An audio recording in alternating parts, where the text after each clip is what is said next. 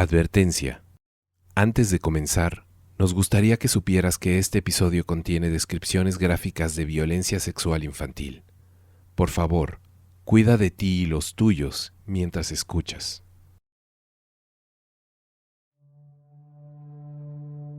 La decisión se toma en la ODI en el momento en que veíamos todos los obstáculos que estábamos enfrentando para el acceso a la justicia. Por ejemplo, no investigan el caso como una situación organizada.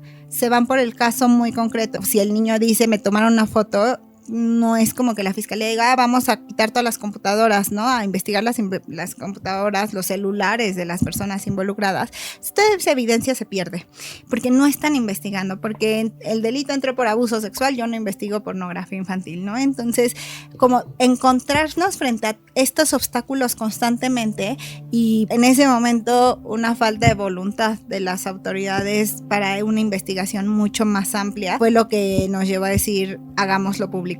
Tenemos que hacer público esto y a ver si eso genera conciencia, presión social para que las autoridades empiecen a hacer su trabajo.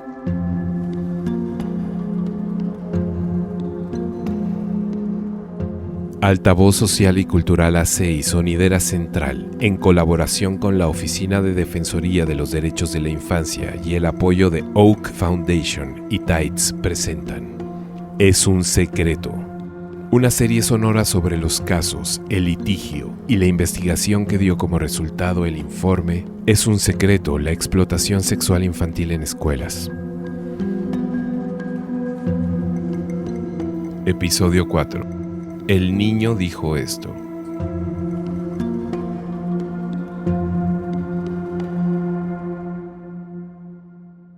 Del informe. El informe no es fácil de leer. Naturalmente, la reacción social ante temas tan severos es de evasión o rechazo. Si bien el presente informe genera más preguntas que respuestas sobre lo que ha sucedido en el pasado, puede servir para apuntalar acciones hacia el futuro. La escuela como un espacio seguro, en el que padres y madres depositan su entera confianza día tras día, es un elemento indispensable para la sociedad. La escuela segura es derecho individual del niño, niña y adolescente. Es un espacio social necesario para el desarrollo laboral y económico del país, y es un espacio de cohesión social que nos define como nación. Resultaría inadmisible permitir la pérdida de confianza en la institución educativa. De manera ineludible, el Estado encara frente a estos datos la obligación de garantizar la no repetición de estos delitos. Publicar un informe es contrasentido a una investigación y entonces solo cobra sentido cuando se entiende que se habían agotado todos los recursos que se consideraron posibles para tener una investigación seria. Me parece que es importante documentar todos esos recursos, no solo porque explican por qué en este caso se llega a tomar la decisión de publiquemos esto para que por lo menos se conozca y se pueda tal vez prevenir que continúe sucediendo, sino que también creo que vale la pena documentar esa ruta porque es ejemplar de lo que sucede con la investigación criminal en el país y que es verdaderamente cómo se construye la impunidad. Se habla muchísimo pues del combate a la impunidad, a la corrupción, como si se tratara de una cuestión de decreto o de voluntad abierta. Cuando la impunidad en México se construye, se teje en fino, y se teje en fino con la inutilidad absoluta de las investigaciones criminales.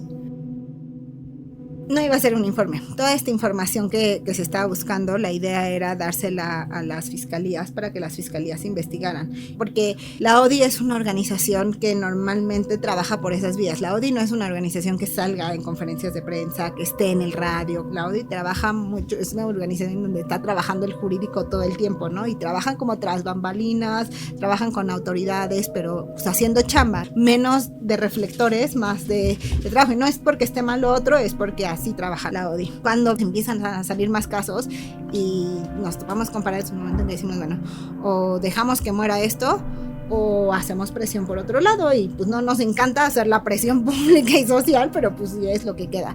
Y en ese momento se decide que sea un informe.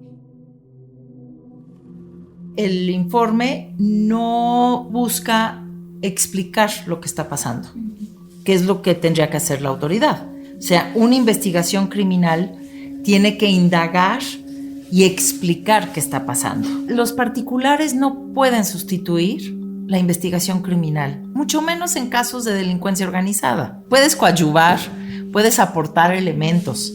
El particular no puede sustituir al Estado. Lo que se busca es simplemente ampliar la documentación de los patrones que nosotros estamos observando. Entonces, se hace primero un análisis de cuáles son los patrones indicativos útiles, ¿no? Las variables útiles. Entonces dices, a ver, abuso sexual en escuelas, no acabas nunca, porque es verdaderamente un problema, un delito de dimensiones descomunales en nuestro país. Pero los casos que estábamos viendo no eran eso. Entonces teníamos que primero definir cuáles son las variables que nos sirven para identificar casos que son distintos a esos de abuso sexual individual y que hablan de abuso sexual organizado, de violencia organizada.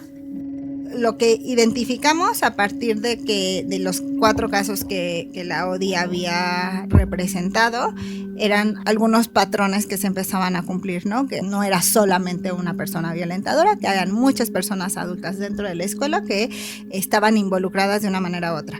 O eran las personas agresoras directamente o facilitaban, es decir, por ejemplo, la maestra que entregaba al niño o se salía cuando entraba el agresor y entonces se salía la maestra, aunque no era la agresora directa, facilitaba el proceso y estaban involucradas también personas que cubrían a los agresores, y eso es algo que hemos visto que pasa muchísimo, es como la regla, se encubren entre las mismas personas de la escuela aunque no estén involucradas en el caso. La cantidad de víctimas normalmente, no todos los casos, pero normalmente es contra más de 5 niños, niñas, las edades, preescolar, primero, segundo y primaria máximo. En algunos casos que entran personas externas a violentar sexualmente a las niñas y los niños, en otros casos que sacan a las niñas y los niños de las escuelas. La existencia de cámaras fotográficas, de videograbación, a veces también señalaban o había indicios de que los podían sedar, ¿no? Porque evidentemente no es que el niño o niña de 4 años dijeran, me sedaban, pero decían, me daban unos dulcecitos y me daba mucho sueño. Los papás y mamás decían, llegan y dormían toda la tarde. Entonces había como algunos indicadores de que podían estar sedando a las niñas y los niños. Y habían juegos que también buscábamos, algunos juegos que podían ser recurrentes, como la del doctor, por ejemplo, es un juego que es bastante recurrente. Había otras cosas que les decían o que jugaban, por ejemplo, con las amenazas de monstruos, de máscaras, de algún tipo de formas de amedrentar a los niños y a las niñas y asustarlas para que no dijeran nada, pero que eran también parte de las dinámicas. Rituales. También empezamos a encontrar rituales distintos. Algunos veíamos que tenían que ver con la Santa Muerte, por ejemplo, otras con que los hacían actuar o disfrazar de animalitos y entonces eran parte de las dinámicas. Mucho uso de disfraces también. Todas esas eran cuestiones que veíamos, ¿no? La violencia también no es que fuera contra muchos niños en distintos momentos, eran al mismo tiempo, interactuaban con adultos o interactuaban entre niñas y niños, o sea, los violentan en grupo. Ese también era otro de los patrones.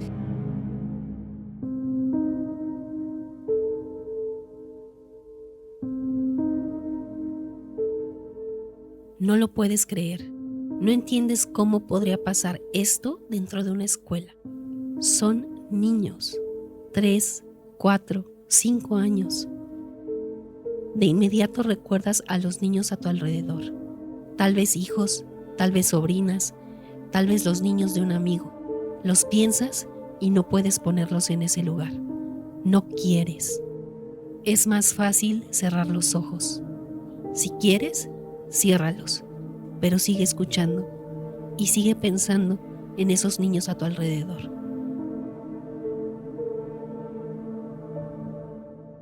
Son los indicadores, las variables que usamos.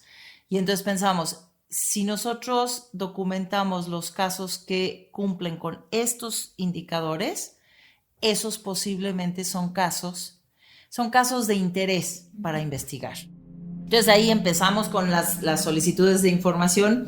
sabiendo que no íbamos a obtener mucho, porque los sistemas, yo creo que las leyes de transparencia sí llegan a dar mucha información muchas veces, pero uno de los problemas con cómo se construye la impunidad es que la información que producen las instituciones no es la mejor para dar cuenta de posibles problemas en la institución. Es muy deficiente, se junta mucha paja, ¿no? Entonces tienes una cantidad de información desagregada, fragmentada, inútil. Entonces era muy difícil que obtuviéramos la información, pero había que agotar esa vía.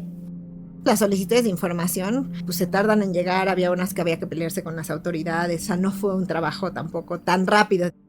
Primero diseñar la pregunta, y las preguntas pues tenían que ser distintas para cada autoridad. Después pues entrar a la Plataforma Nacional de Transparencia, poner la pregunta y seleccionar a las autoridades. Es un relajo porque cada estado nombra y pone a sus autoridades como se le da la gana. Entonces, en algunas, por ejemplo, encuentras Sistema de Desarrollo Integral para la Familia, tal cual, y en otros encuentras DIF. Entonces tienes que ir buscando en cada una. A veces la Secretaría de Educación y en otros es el Instituto de Educación de no sé qué. Entonces, tienes que ir buscando en cada estado, pues, cuál es la autoridad. Había que pelear ese tipo de cosas, ¿no? Bueno, la enviamos, esperábamos la respuesta, a veces nos pedían prórroga, a veces contestaban que no tenían la información o que no la tenían como la estábamos pidiendo, o nos daban una razón de por qué no podían entregar la información y tomaba la decisión de si nos íbamos a una queja, y entonces ya ahí el Instituto Nacional quien decide, no nos dice si tenemos razón o no, o si la autoridad nos tenía que contestar o no.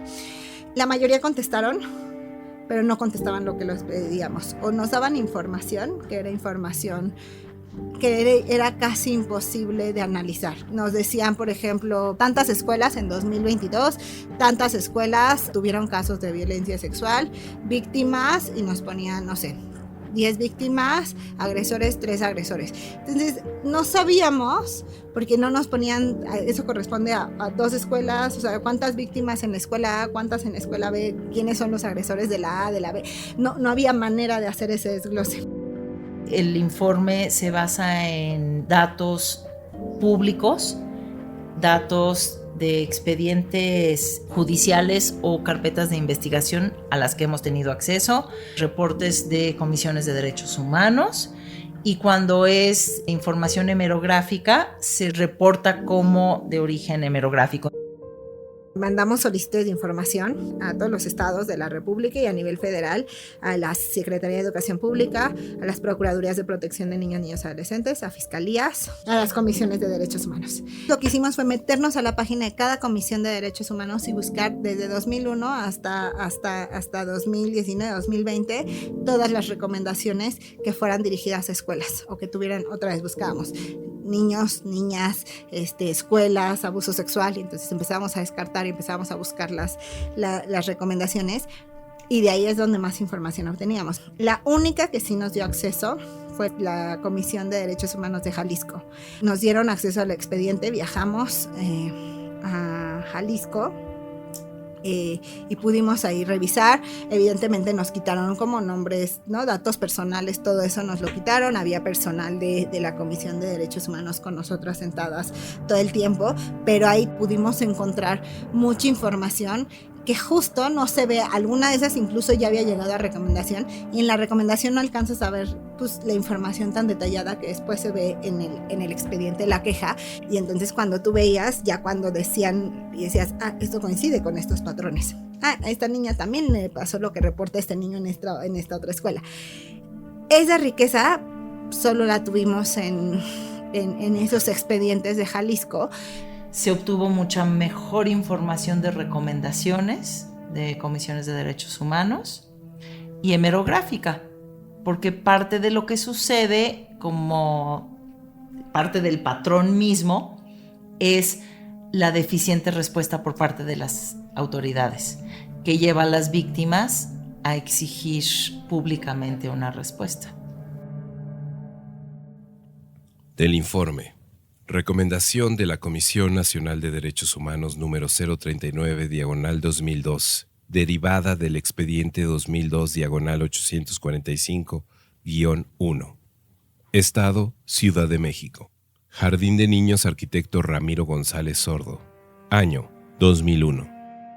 En una escuela pública de la Ciudad de México, 4 niños y niñas de edad preescolar refieren sufrir abusos dentro de la escuela y ser sacados de la escuela por una maestra que los llevó a una casa en donde había otros adultos y 2 profesores más de la misma escuela. Las y los niños describen abuso violento en el que llegaban a sangrar y que les golpeaban y amenazaban con un cuchillo. El abuso provocaba en los niños y niñas temor, llanto e incluso vómito. Refieren que un niño orinaba encima de una maestra y que el maestro bailaba encima de las niñas. Asimismo, mencionan haber bebido somníferos. El fotógrafo de la escuela estaba presente en los abusos para tomar fotografías y videograbar las escenas. Asimismo, se describe que la exdirectora de la escuela tenía conocimiento de lo sucedido, pero los agresores la tenían amenazada con que ella perdería su trabajo si los denunciaba. Después, revisar desde 2001 en periódicos nacionales y después de cada entidad federativa, ¿no? Y redes sociales, porque había mucha información que íbamos encontrando en redes sociales, en YouTube, ¿no? Para buscar en noticias que estuvieran más bien noticias videograbadas. Empezamos a hacer como una investigación más amplia y es cuando le dije a Margarita, necesitamos apoyo, necesitamos a alguien más. Y entonces cuando entra Gaby a la escena. Mi nombre es Gabriela Soriano Rodríguez, estoy aquí en Canadá, en Toronto. Yo soy Office Manager. Yo conocí a Diana por parte de la asociación en la que pertenecíamos. Es una gran amiga, entonces ella me propuso colaborar en la investigación. Cuando Diana me dice que vamos a empezar, no había mucho de donde uno podía tratar de encontrar información, porque también es información muy delicada y también es información que no manejan los portales de comunicación en nuestro país. O sea, es una información censurada, ¿me entiendes? Entonces fue complicado estar buscando ciertos portales, ciertos medios de comunicación que sí lanzaban noticia, que sí indagaban un poco más, que trataban de transmitir lo que estaba pasando, la realidad que estaba pasando en los casos de nuestro país. Entonces toda la investigación fue a través de internet, fue a través de la web. Nos metimos a redes sociales, Facebook, Twitter, a buscar casos de niños, violencia sexual. Nos elegimos como algunas palabras clave como para ir haciendo las búsquedas. Yo entraba a Facebook, veía la noticia y ya en Facebook había un comentario de una persona en donde daba como su testimonio o daba nombres incluso de las personas responsables, porque a lo mejor era un vecino, era parte de la comunidad, era una persona que le pasó lo mismo. Entonces las mismas personas creaban sus foros para poder ser escuchados, porque pues eran noticias que ya tenían a lo mejor años atrás. Entonces era interesante cómo la investigación iba hacia, no sé, Google, ponías palabras claves, de repente ya te llevaba a un portal de una noticia local, de repente esa noticia local ya había un comentario que una persona hizo a través de la plataforma de Facebook, ya ves que conectas tus cuentas, ¿no? Entonces de repente ya nos entramos a Facebook, ya había más información, un grupo, ¿no? de apoyo en donde ya había comentarios y de esos comentarios había un comentario con nombres, con más detalles, ¿no? Entonces se iba generando como esta red de que la gente quería ser escuchada, ¿no? De que la gente quería que en su momento se hiciera justicia. Había muchísimos casos en donde había abuso sexual de diferentes formas, o sea, no quiero ser explícita, ¿verdad? Pero híjole, había bastante contenido que se descartó en su momento. Yo encontré mucho, o sea, mucho, yo leí mucho, decía este sí, este no, este tal vez, este se lo enseño a Diana, lo platicamos, a ver si entra, a ver si no. No quiero que suene como una frialdad de, ay, este sí va a entrar, este no. El problema es que sí se tenía un objetivo con la ODI, pero sin duda había casos que en su momento los platicaba con Diana, que decía, es que este no entra, pero está cabrón, o sea, este no entra, pero está muy cañón. Emocionalmente era pesado, entonces era imposible para aguantar emocionalmente era imposible que yo estuviera enfrente a la computadora más de 3 horas revisando los casos, porque era muy, muy, muy cansado. Casi toda esta parte éramos Margarita y yo trabajándolo. Después ya se unió Gaby, con quien yo trabajé directamente la revisión de los casos, y luego hablamos con Jesús para hacer un análisis ya más completo. Digamos que iba paralelo, como estábamos trabajando como en distintos lugares, pero pues toda la información se retroalimentaba todo el tiempo.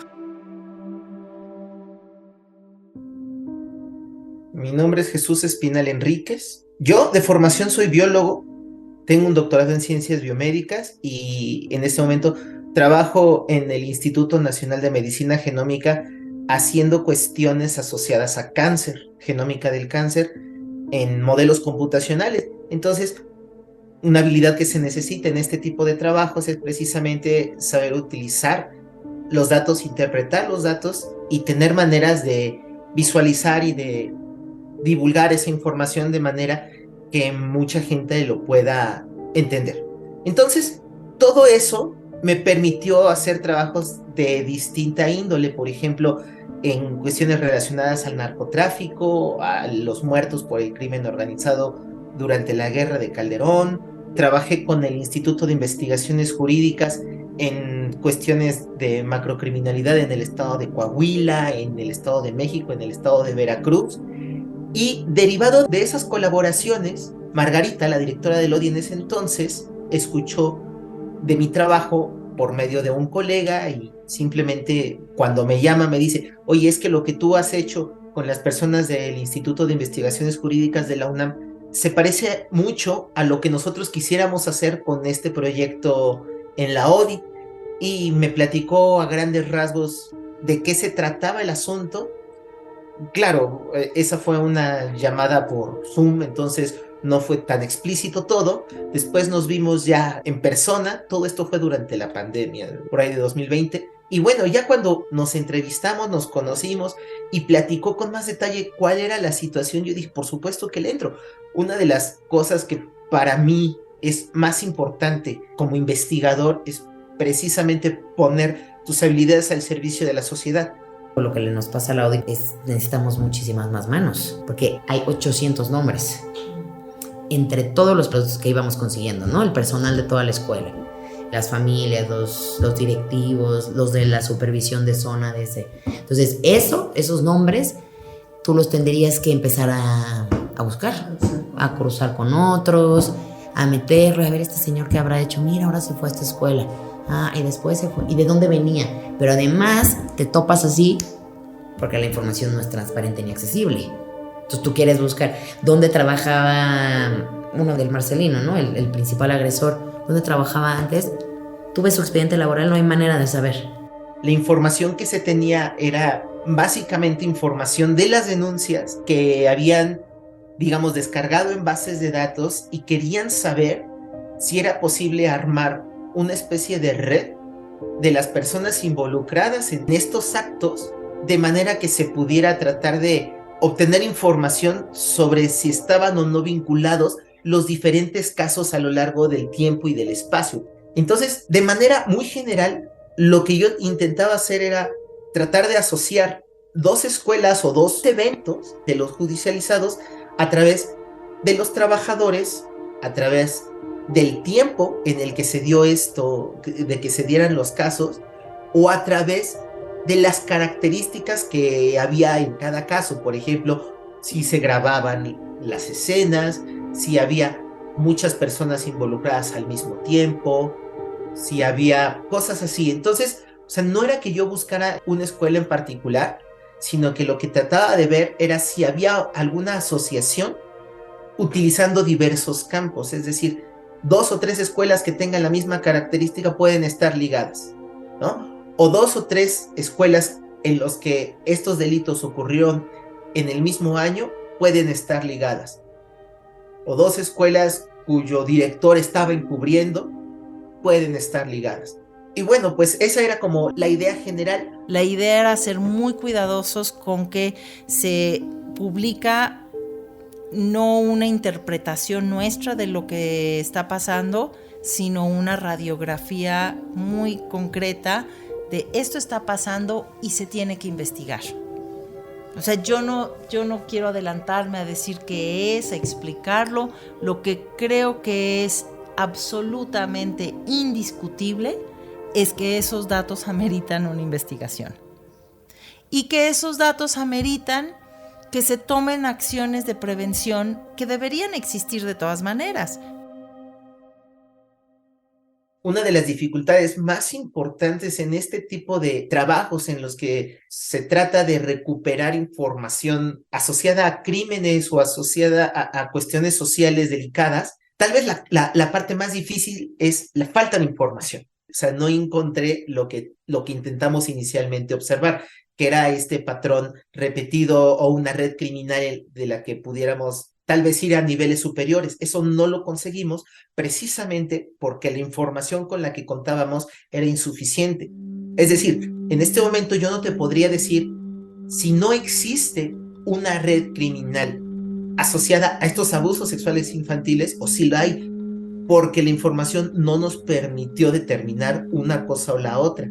Esto no quiere decir que no existan esos casos, simplemente no están reportados o están reportados y no los obtuvo la ODI. O sea, hay un montón de situaciones por las cuales pueden no tenerse a la mano los casos. Esa es una. La otra, que en muchas situaciones, pues los expedientes judiciales, como te podrás imaginar, no son homogéneos.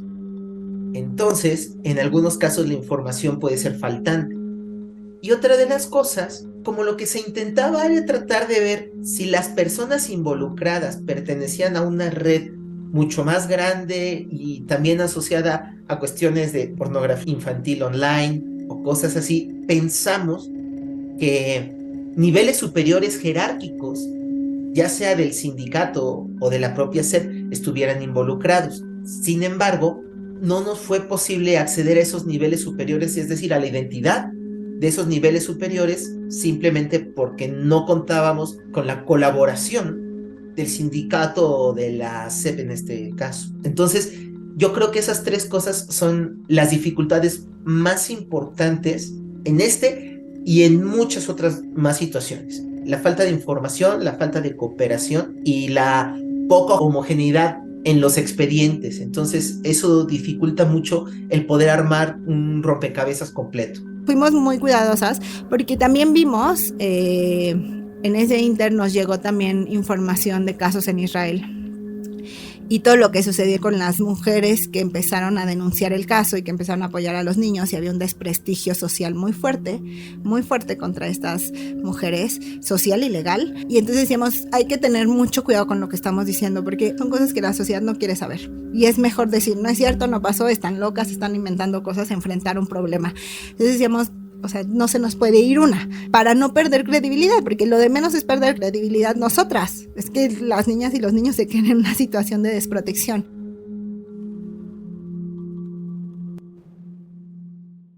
Del informe, fragmentos de un patrón delictivo. A través de los años, la ODI litiga casos de violencia sexual en preescolares que presentan características similares.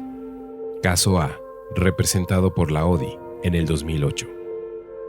Una víctima de 5 años refiere abuso sexual en un preescolar privado. Describe 6 agresores en contra de ella junto con sus compañeros y compañeras. Describe prácticas ritualistas, el uso de disfraces y puestas en escena. La niña narra eventos violentos.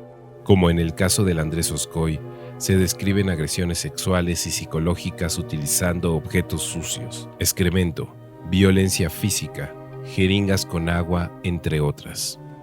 La niña dice que fue sacada de la escuela en un coche y trasladada junto con otros compañeros a una casa en la que había adultos extraños. Describe eventos de sedación y en una ocasión por lo menos refiere la presencia de bebés como víctimas del abuso en el lugar al que es llevada.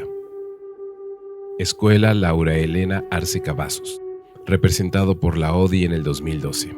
Múltiples víctimas de 4 y 5 años de edad describen abuso sexual en un preescolar público de Cuautitlán, Estado de México.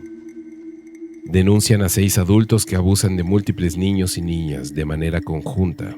Describen ser víctimas en diversos espacios de la escuela. refieren agresiones sexuales, sangrar durante las agresiones, recibir golpes y presenciar actos sexuales entre adultos. De las 10 declaraciones conocidas por la ODI, 2 niños refieren ser penetrados con jeringas con agua y 3 niños muestran cortadas en sus piernas que dicen fueron infligidas por algún maestro con un cuchillo durante la agresión. 3 de los 10 declarantes describen que les tomaban fotografías o video. Caso B, representado por la ODI en el 2018. 49 víctimas de entre 3 y 5 años de edad denuncian agresiones sexuales en un preescolar público. Describen a 11 agresores que actúan de manera conjunta. Creo que frente a la reacción que suelen generar este tipo de temas de descreimiento o de rechazo, es muy importante el cuidado que se tiene con lo que se afirma. Y el informe documenta similitudes en los patrones denunciados por niños que son preocupantes y merecen investigación. Ni siquiera afirma que eso que dicen los niños pasó. No sabemos. Lo que sí sabemos es que hay niños en todos estos estados, en todas estas escuelas, que están diciendo cosas similares. Y eso se exige que se investigue y que se prevenga. Como para prevenir accidentes no necesitas demostrar qué sucede. Si hay una situación de peligro objetivo, se tiene que atender en prevención del daño que pudiera sufrir algún niño o niña. Cuando vimos la base de datos, cuando hicimos el análisis, clasificamos todas las escuelas, para mí ahí fue cuando dije, esto supera por mucho los casos. Me acuerdo que una vez justamente decíamos, ¿son muchos o no son muchos? Yo me acuerdo mucho decirle a Margarita como, es que uno más de los que ya tenemos ya son muchos. ¿Cuántos estamos esperando que haya? El primer caso era para que México se volviera loco y decir, no puede ser, hay 15, 30... 40 niños víctimas, no puede ser esto. ¿Cuántos más? O sea, 18 que sí cumplen con los patrones, más otros 40 más que hay algún indicio. ¿Cuántos más queremos, no? ¿Y cuántas víctimas implica? Y estos solo de los que se hacen públicos. Hay mucha gente que sabe a lo que me dedico, pero no quiere hablar conmigo de eso. O sea, es como, qué padrísimo, qué increíble, pero no, ni me cuentes, ¿no? Esos temas siempre generan mucho rechazo. Pues porque son duros y eso genera rechazo en todos niveles, ¿no? O sea, mucha gente que me decía, intenté leer el informe y a las 2 páginas lo cerré. Cuando lees esos casos ya no hay manera de que no das vuelta atrás. No puedes hacer como que no lo leíste. No puedes hacer como que le doy la vuelta y ya no pasó nada. O sea, ya los tienes, ¿no? O sea, yo tengo párrafos grabados en mi cerebro. Por parte del adulto o ser obligados a tocarse entre ellos. 11 describen actos que constituyen violación equiparada. 8 refieren agresión física. 3 describen observar sexo. Son las narraciones de cómo eran abusados sexualmente los niños de acuerdo a sus propias descripciones. Ese tipo de descripciones son tan gráficas que yo no sé si para el podcast sirva de decirlos. Que ese es el párrafo que me acuerdo que Margarita y yo cuando lo leímos otra vez, y Margarita decía, híjole, es muy descriptivo. Y decía, ¿lo quito o no? Y fue cuando dijimos esto, de pues si ellos lo vivieron, nos toca leerlo y pues ni modo, que lo lea toda la sociedad, que toda la sociedad lo sepa. Hay una base de datos en donde describe todas las agresiones, ¿no? Y no le movíamos ni una coma. El niño dijo esto, así es, o sea, y así se pone. Y está esa base de datos y yo la leí 1000 veces, la revisamos 1000 veces, pero ya leerlo todo junto en un informe, no, claro que es impactante.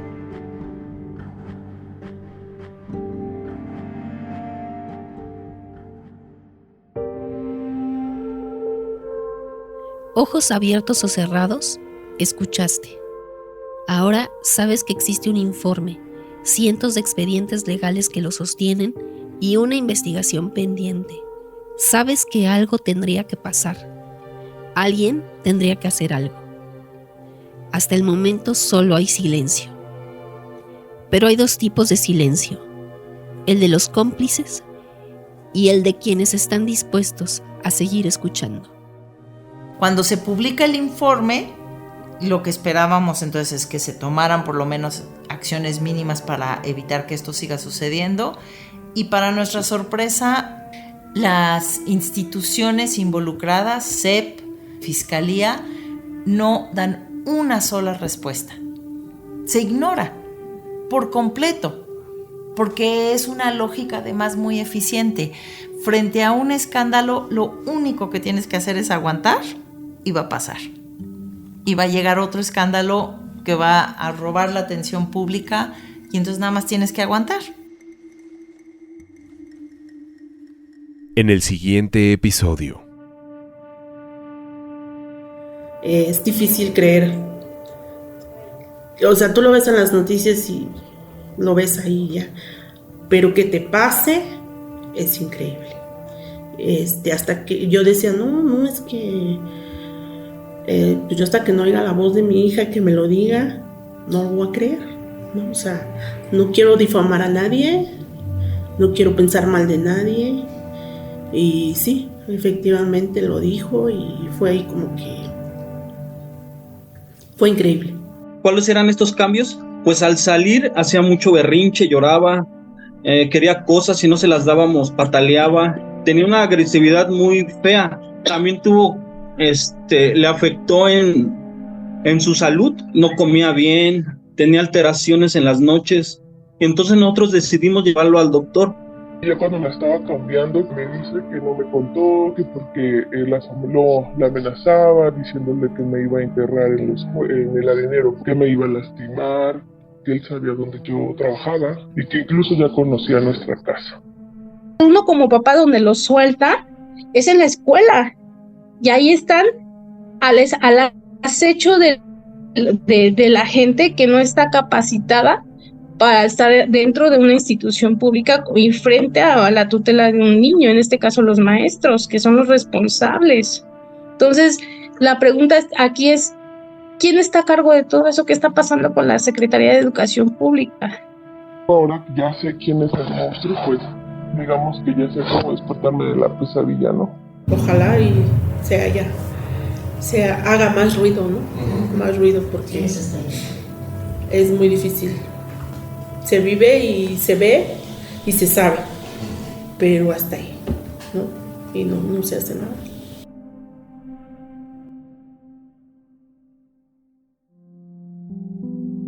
Participaron en este episodio Nos metimos a redes Diana sociales, Mora, Facebook, Twitter, a buscar casos de niños, violencia sexual. Margarita Griesbach-Guizar, De recomendaciones de comisiones de derechos. Gabriela Soriano, Estar buscando ciertos portales, ciertos medios. Mariana Gil Bartomeu, Muchísimas más manos, porque hay 800 nombres. Jesús La Espinal. falta de información, la falta de cooperación y la poca homogeneidad. Si este episodio te hizo recordar eventos dolorosos que habías olvidado, no estás solo. Si al escuchar esto consideras que tus hijos o hijas pudieron haber sido víctimas de delitos de explotación sexual en escuelas, escribe a dispensariohjuridicas@gmail.com.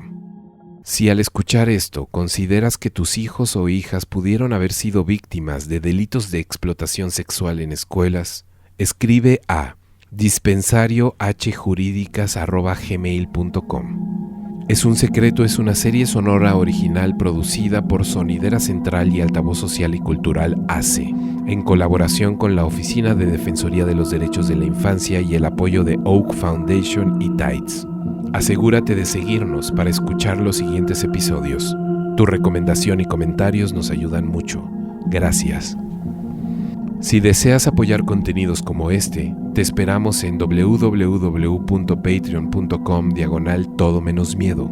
O si deseas hacer un donativo deducible de impuestos, escríbenos a altavoz.ace@gmail.com. Este episodio fue realizado gracias a la invaluable solidaridad de Oak Foundation y Tides. Producción: Benjamín Morales, Gabriela Astorga y Sebastián Morales. Producción asociada: Martí Gil. Preproducción: Mónica Moreno. Producción ejecutiva: Adrián Borlango, Vuelo de Grulla, Margarita Moreno, Dava para Más, Edreb, Marcovian, Manuel Gil Antón, Cecilia Pérez y Elena CDMX. Guión original: Benjamín Morales y Gabriela Astorga. Asistencia de guión: Ricardo Suaste. Diseño sonoro: Sebastián Morales. Edición Sebastián Morales y Paulina Palma. Música original Jorge Mendoza. Diseño gráfico María René Cantú. Agradecemos a la Oficina de Defensoría de los Derechos de la Infancia por su generosa colaboración en este episodio. Agradecemos a nuestros Patreons: Adrián Borlango, Vuelo de Grulla, Margarita Moreno, Daba para Más, Edrev, Marcovian, Manuel Gil Antón, Cecilia Pérez, Elena CDMX, Osvaldo Cornejo, Ricardo Pineda, Antonio, R. del Niño Jesús, Santiago Medina, Emilio Gartechea, Noemí Aragón, Natia Mezcua, Diana Romero, Jair Orozco, Medialuna, Y, Gabriela Astorga, Jonathan Santos, Lau Báneco, Chiquitillo, Diego Echeverría, El Indio Ladino, Alfonso de la Rosa, Sebastián Morales, Juanga, Evaristo Bedriñana, Sello Paello, Iván Said Martínez, Iracusne Incierte, Diana R. Banda, Juana, Mariana Gómez, Aleida Savi, Edith AM, Erwin Osberto Flores, Néstor Gelipe, Amaranta Cabrera, Tremendo Guanajo, Diablo Sayayín, Isabel Pedro y Juan José Sánchez. Este material es distribuido bajo una licencia de Creative Commons Reconocimiento No Comercial Compartir Igual. Esta licencia permite a otros remezclar, adaptar y construir sobre su trabajo de manera no comercial, siempre que lo acrediten y otorguen licencias de sus nuevas creaciones bajo los mismos términos.